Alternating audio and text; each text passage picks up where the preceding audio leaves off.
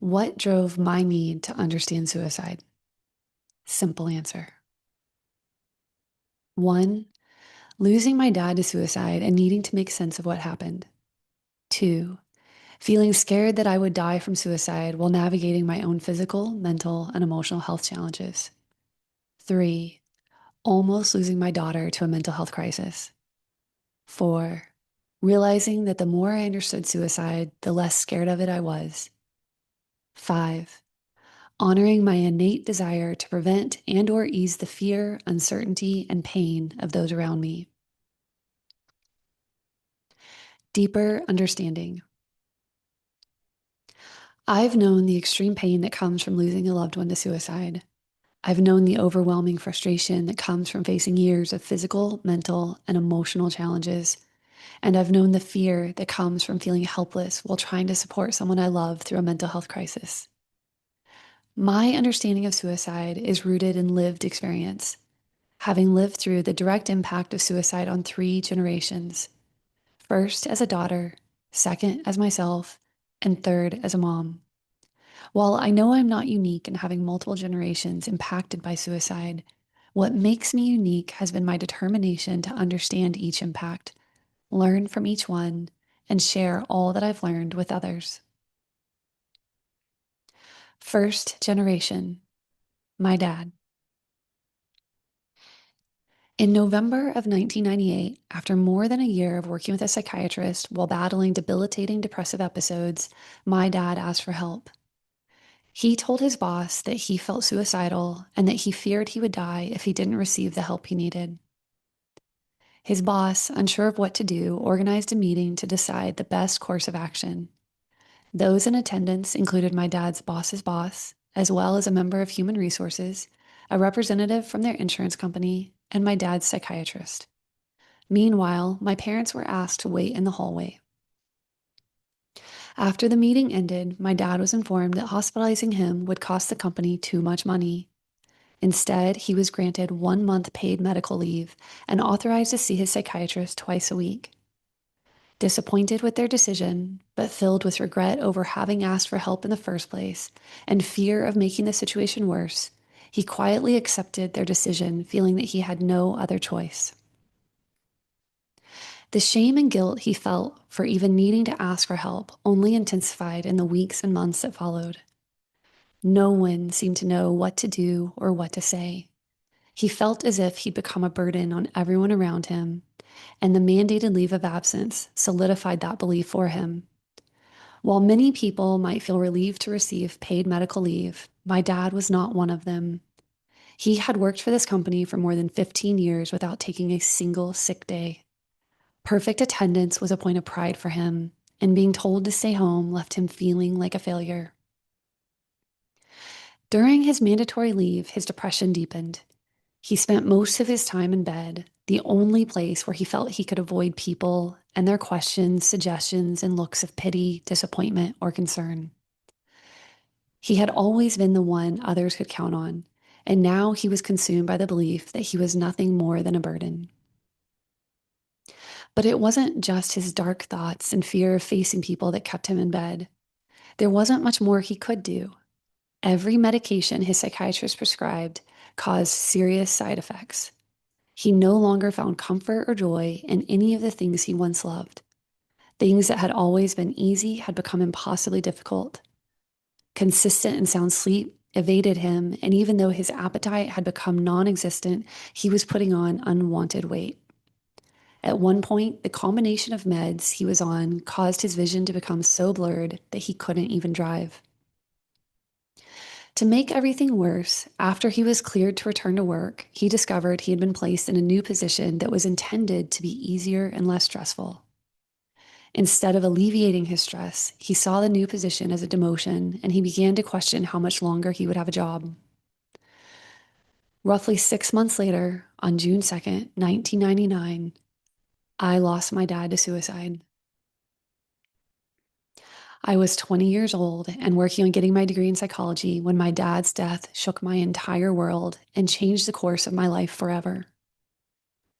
My dad had always been my safe space and my favorite person in the world. Everything I'd ever done was to make him proud, and suddenly he was gone. His death left me crumbled on the floor, feeling like I couldn't breathe. I didn't know how to move forward without him. Nothing about his death made sense to me. The stigma associated with suicide was not a reflection of who my dad was. And even though he had asked for help and I could see the pain he was in, I never thought he would die, and especially not from suicide. As much as I wanted to quit school and disappear from the world, my need to understand what happened to him was stronger. I was fortunate that I had the right people in my life who truly made all the difference. They helped me pick up the pieces and return to school, where I spoke to each of my instructors and let them know that I had just lost my dad and that I was not okay. I was fortunate that my teachers did more than just support me. They pushed me. They assisted me when I needed it, but they also gave me extra assignments to deepen my awareness of suicide, as well as how to effectively process my grief. One of my teachers even pulled strings to get me into a specialized process group for survivors of suicide loss. There were many days I wanted to give up, to crawl in a hole and hope that everyone would forget about me. It was excruciatingly painful to constantly be face to face with the deepest grief I'd ever known, and there were moments when I truly thought it would destroy me. But what I now know is that all of that work laid the foundation for my healing, and it taught me that healing isn't about getting over the pain, but learning how to grow through it. Almost 2 years after my dad died, I earned my degree in psychology and went on to be a crisis counselor and public educator on suicide prevention, first in the state of California and then later in the state of Minnesota. Second generation, me. In December of 2003, I had my first daughter, and it wasn't long before I found myself navigating the very darkness that had consumed my dad and led him to his death. Even though I was a crisis counselor and public educator on suicide prevention, I missed every warning sign that I'd been taught to look for, and I became suicidal. Again, I was fortunate to have the right people in my life who helped me, and they did so by doing more than just treating my symptoms. They helped me to heal. I successfully navigated and recovered from postpartum depression through the use of acupuncture and herbs. It wasn't a quick fix, but after several months of intentional care, I had my life back. Not only did I heal from the postpartum depression, but I continued to use acupuncture as a preventative measure in the years that followed. When I got pregnant with my second daughter, my OBGYN warned me that because I had experienced postpartum depression with my first pregnancy, I was likely to experience it again, and that it would worsen with each pregnancy. She then recommended that I start taking antidepressants during my third trimester as a preventative measure and continue to take them for a short time after my delivery. I listened carefully to her concerns, but having seen the side effects my dad experienced on antidepressants, I chose to decline. Instead, I continued working with an acupuncturist who focused on balancing the flow of energy in my body to naturally regulate my hormones and emotions while also alleviating the physical discomfort that comes from carrying a growing baby. Following my second daughter's birth, I never experienced a single day of postpartum depression, not even a moment of the mommy blues that commonly occur within a few days of childbirth. While this surprised my doctor, it was all the confirmation I needed to further explore the benefits of taking a more holistic approach. That being said, I'll admit that it took me a few more years and my health dramatically deteriorating before I took the action required to make lasting change. Between 1998 and 2012, I was diagnosed with 5 medical health conditions: endometriosis, mitral valve prolapse, Hashimoto's thyroiditis, sarcoidosis, and leaky gut. For years, I lived with these diagnoses and the challenges that came with them while following Western medicine protocols. However, as my quality of life continued to decline, I began to take greater responsibility for my own health. Again, I was fortunate to have the right people in my life. People who encouraged me to explore various healing modalities while instilling the belief that we have the ability to heal ourselves when we are supported by proper nutrition, tools, and resources. By 2015, I had reversed all five medical conditions and was living free of all pain, discomfort, and medication. I achieved this through living a more intentional lifestyle with regard to the foods I was eating and the activities I was participating in. I was also working with a variety of healers that included acupuncturists, chiropractors, and naturopathic doctors. I was living, breathing proof that when we focus on achieving and maintaining wellness, we reduce the risk of physical, mental, and emotional challenges. I thought I had it all figured out. I could have never anticipated what would happen next.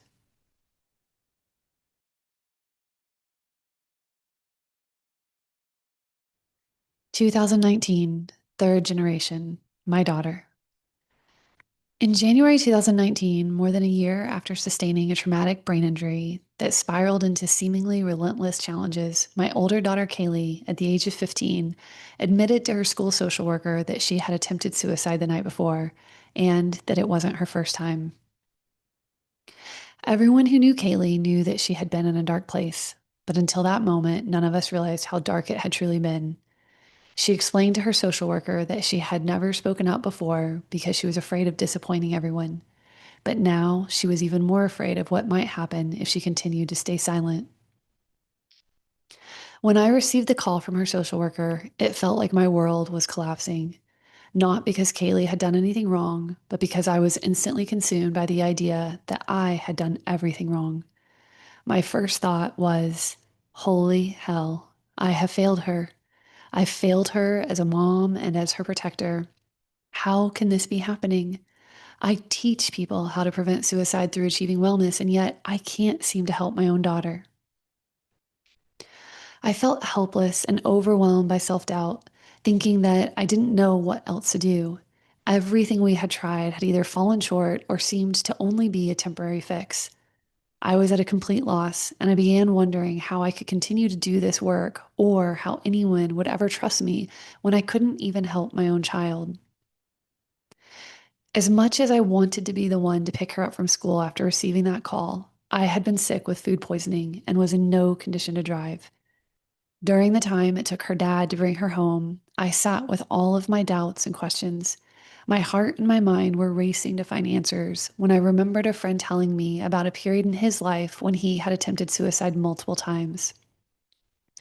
Each time, everyone around him would ask him why he did it. When he couldn't give them an answer, they made it all about how his suicide attempt had negatively impacted them, not realizing that this only made it worse for him. I remembered him saying, everyone always wanted to know why I wanted to die, but it wasn't until my brother asked me what it would take for me to want to stay that something in me began to change.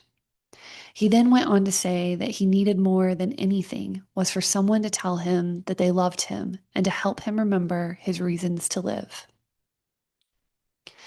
As I sat thinking of my friend's journey and anxiously awaiting Kaylee's arrival, I found myself lost in a swirl of thoughts and emotions until I realized that I too was making it all about me and how I had failed her. In that moment, it became clear to me that my fear of failing her had been consuming me since her mental health challenges first began. And with this clarity, I was hit with a powerful realization. I had not failed her. This situation wasn't my fault, and it wasn't Kaylee's fault either. I knew in my heart that there was no one person or thing to blame. This was merely a situation that we needed to navigate together and that we needed to find a better way because everything we'd been doing was clearly not working. After she came home, I sat down with her, not knowing what I was about to say, but longing to take her pain away. There she was, curled up in her bed with a look of torment, guilt, and exhaustion in her eyes. My heart ached as words began to pour out of me. Kaylee, I realize that my greatest fear isn't that you're going to die. Don't get me wrong, I would be devastated. I'd be heartbroken. But the truth is that my greatest fear is that you are going to live a life of misery and that you are going to seek out drugs and alcohol as a way to self medicate. In that moment, I saw a glimpse of my brother and sister who had gone down that path of self medicating, and I knew all too well the ongoing misery that had come from it. I remember taking a deep breath before saying, I learned a long time ago that making decisions based on fear never ends well, and yet that's all I've been doing. I've been so scared of making things worse that I haven't been coming in to wake you up in the morning or to check on you during the day. I've been too scared to hug you or even say I love you. But I'm not going to do this anymore. I'm no longer going to simply try to keep you alive. I'm going to fight for you to live a life you love. After that conversation, everything changed. For me, it was immediate. For Kaylee, it took a little longer. However, within 6 months, Kaylee had shifted from suicidal to thriving, and we were flying to a speaking engagement where she would share her story, offering guidance on how to support oneself or a loved one in crisis. While we were flying, I asked her if she remembered the conversation we'd had after her attempt, and she said, Yeah, Mom, you really pissed me off. I was shocked and immediately said, Wait, what? I was pouring my heart out to you. But before I could go on, she cut me off and said, Yeah, but Mom, you should know better than anyone that when someone is in that much pain, they don't hear what you're saying. They hear what they are feeling. And all I could hear was that I was a burden and that you didn't care if I lived or died. Her words hit me hard. And even though a small part of me felt defensive, I knew that she was right. Regardless of whether a person is in pain, people don't hear what you're saying. They hear what they are feeling. And this is especially true for someone like Kaylee, who has high empathic abilities, meaning that she is highly sensitive to the emotions and energy of those around her. For months, I had believed that Kaylee had gotten better because I'd poured my heart out to her. But now, as I listened to her and reflected on the conversation and everything that led up to it, I replayed that conversation in my mind to help me understand why it had actually resulted in her feeling worse and not better. While immersed in the memories of that day, I let myself feel what Kaylee could have been feeling at that time. Like most people who become suicidal, she would have most likely felt that she was unworthy of love, a burden on others, and scared that no one would care if she lived or died. I then thought about everything I said to her, and I realized that while my words I had spoken were true, they were everything I needed to hear in order to change how I was moving forward. But they didn't match the flood of emotions I was feeling, the flood of emotions that Kaylee was feeling from me. I then remembered all the frustration, disappointment, and grief that I had been feeling. I was frustrated with the situation and disappointed in myself for not realizing how much pain she'd been in and for not having found a way to alleviate it.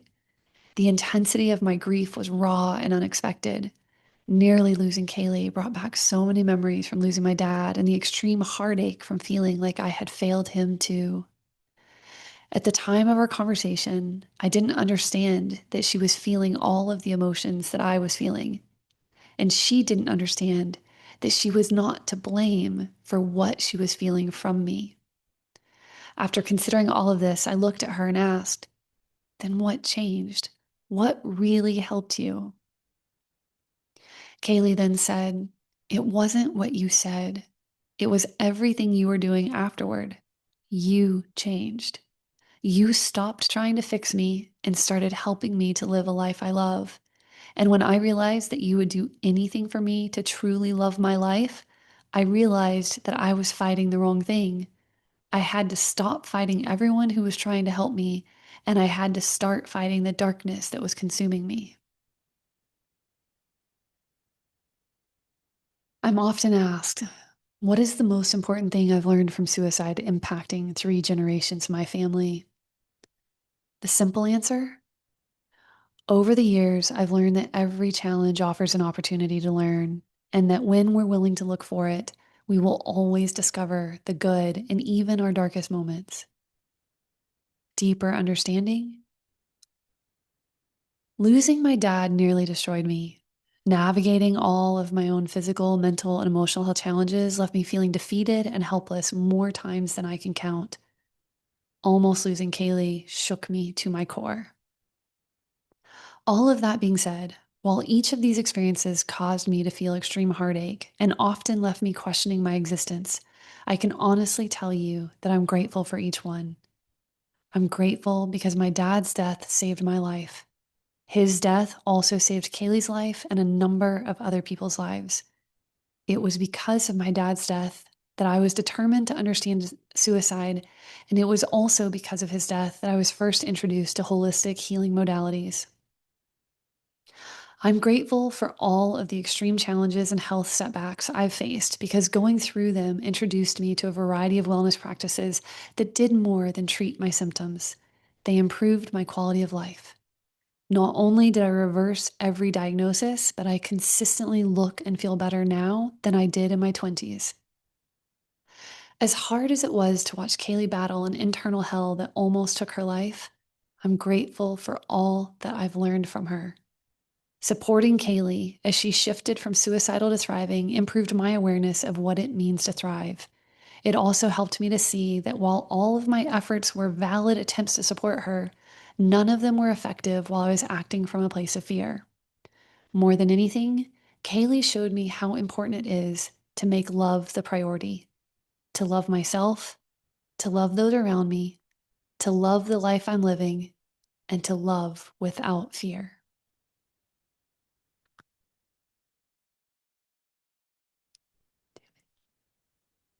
Okay, this is where we're finally going to read this one and done, and we're done. This is it.